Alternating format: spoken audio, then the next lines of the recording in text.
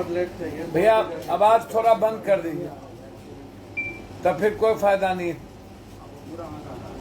तो आप उठाइए, थोड़ा सा दिमाग लगाइए, कंफर्ट छोड़िए, खड़े हो जाइए। पहली बात,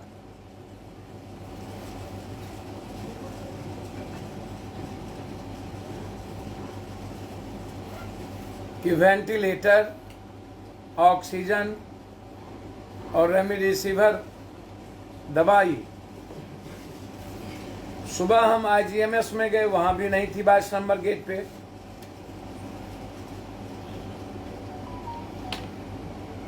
रात में एनएमसीएच में नहीं था, मात्र एनएमसीएच में 1 सिलेंडर थे। पीएमसीएच में कल 10 मौत कल हुई है और 2 मौत मेरे सामने हुई, जिसकी गिनती उन्होंने नहीं की, जो मोहनिया से और बनारस से आए थे। तो एक अस्पताल में लगभग मिनिमम 10 ऊपर 24 से 25 मौतें कोरोना के नाम पर किया जा रहा है या हो रहा है। तो उसमें भी संक्रमित बीमारी, निमोनिया भी है, अन्य बीमारी भी है, लेकिन ये जो मौतें हैं ये व्यवस्था नहीं होने के कारण है। बेड नहीं है, सरकार बेड की व्यवस्था कहीं नहीं कर रही। 50 बेड मात्र पीएमसीएच में। मेरे सामने में 3 कोरोना से पीड़ित व्यक्ति 10 बजे दिन से बैठे थे, रात के 3 बजे मेरे जाने के बाद भर्ती हमने करवाई। 2 को लौटा दिया था। शेखपुरा के और पूरे बिहार के शिक्षक संघ के अध्यक्ष थे तिवारी जी, और एक मोहनिया के रामविलास पासवान के साले की मृत्यु हो गई।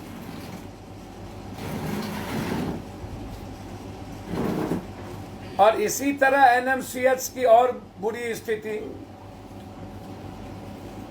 अधीक्षक महोदय ने वहां चिट्ठी लिखी कि आप मेरा ट्रांसफर कर दें, अन्यथा कल हम पर गाज गिरेगी, कार्रवाई होगी, क्योंकि यहां ना तो जीवन रक्षक दवाई की व्यवस्था है सही तरीके से, और ना ही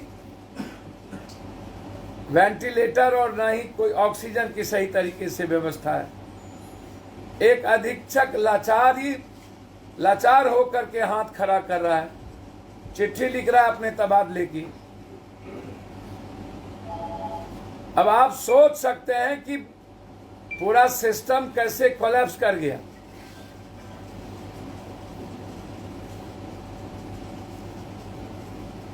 तीसरी चीज, मौत की संख्या कंप्लीट रूप से सरकार सही नहीं बता पा रही।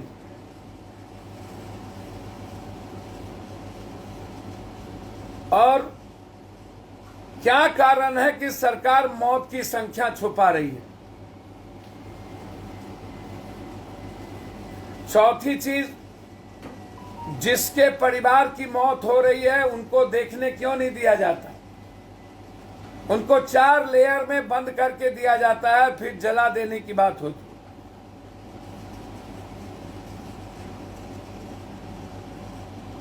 शमशान घाट पे अस्पताल कुछ कहता है मौत के बारे में, सरकार की प्रवक्ता व्यवस्था कुछ और कहती है।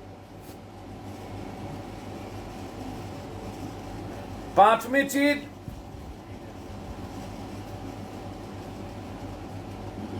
$24,000 और 30,000 में भी रेमडेसिविर दवाई नहीं मिल रही, उपलब्ध नहीं। मैं ड्रग्स इंस्पेक्टर और कंट्रोलर से डेली बात कर रहा हूं। अभी भी मैंने गुप्ता जी से बातचीत की, उन्होंने कहा कि सर रात के 11 बजे तक रेमडेसिविर आएगा, तब मैं कह पाऊंगा कि मैं कितना दे पाऊंगा, अन्यथा अभी मेरे पास नहीं है। अभी तुरंत मेरी बातचीत हुई। मतलब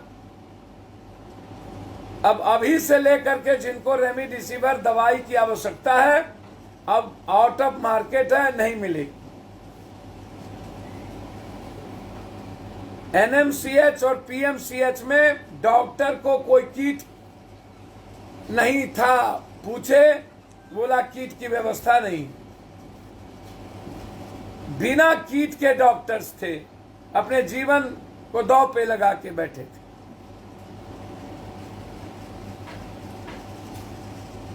कोई भी एनएमसीएच, पीएमसीएच और आईजीएमएस में बाहर में सरकार का मजिस्ट्रेट और सरकार की कोई भी व्यवस्था आम लोगों के लिए नहीं था।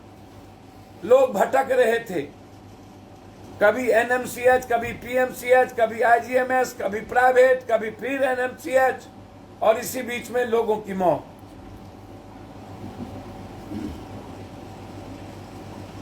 छठी चीज, पटना प्रशासन ने प्राइवेट अस्पताल को ऑक्सीजन देने से मना कर दिया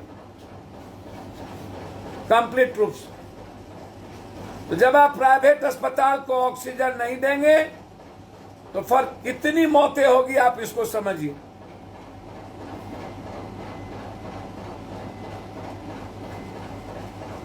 दो तीन प्राइवेट अस्पताल जिसको सरकार चाह रही है उसको सिर्फ मिल रहा है, और एनएमसीएच में नहीं के बराबर।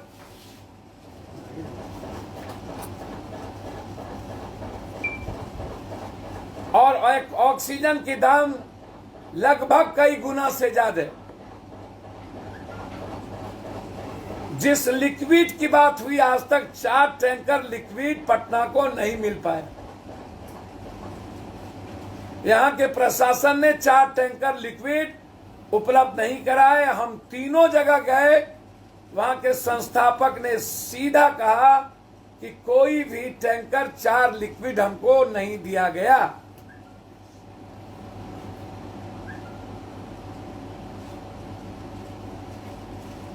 सरकार से हम मांग करते हैं, जितने बड़े अस्पताल हैं, चाहे वो पारस हो, चाहे सेवक हो,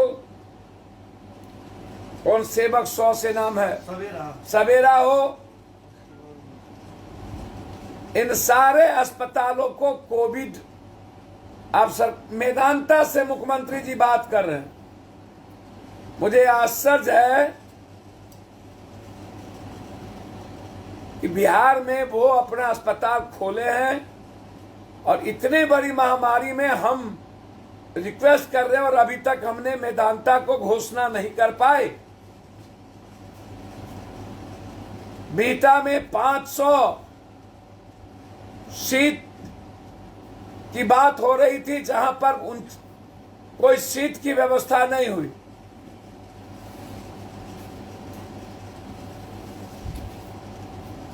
बेड, जीवन रक्षक दवाई, रेमडेसिविर, वेंटिलेटर, ऑक्सीजन और व्यवस्था के कारण ये नरसंहार हो रहा है।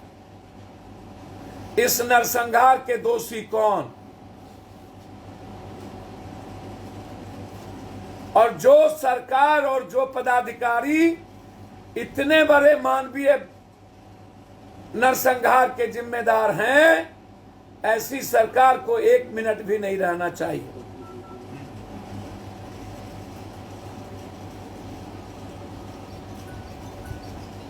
मैं सरकार से मांग करता हूं, बिहार के सभी जिलों में आप ऑक्सीजन की, रेमडेसिविर की, बेड की और प्राइवेट अस्पताल को आप कोरोना अस्पताल घोषित करिए। दूसरा मांग, अस्पताल से ज्यादा अच्छा छोटे गैस की उपलब्धता, सुई की उपलब्धता, जहां पर लोग को कोरोना पॉजिटिव जिस परिवार को हो रहा है वहीं पर क्वारंटाइन करके उसकी व्यवस्था करिए।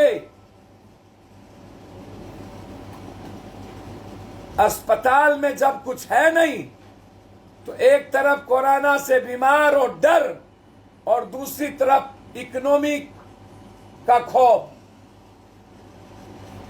सरकार ने कोरोना जैसी महामारी को अभी तक प्राकृतिक आपदा नहीं बनाई। मैं मांग करता हूं कोरोना बीमारी को प्राकृतिक आपदा घोषित करे।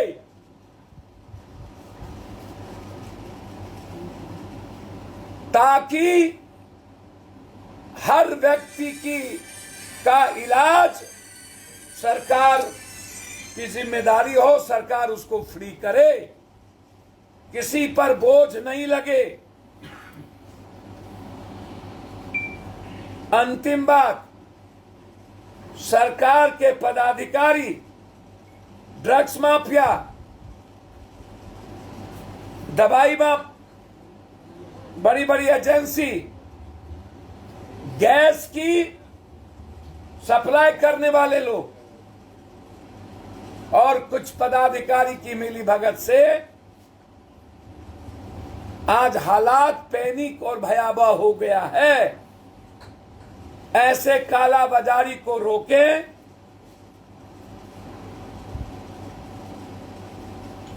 कोरोना से मौत नहीं हो रही, किसी भी कीमत पर जन अधिकार पार्टी लॉकडाउन के खिलाफ है।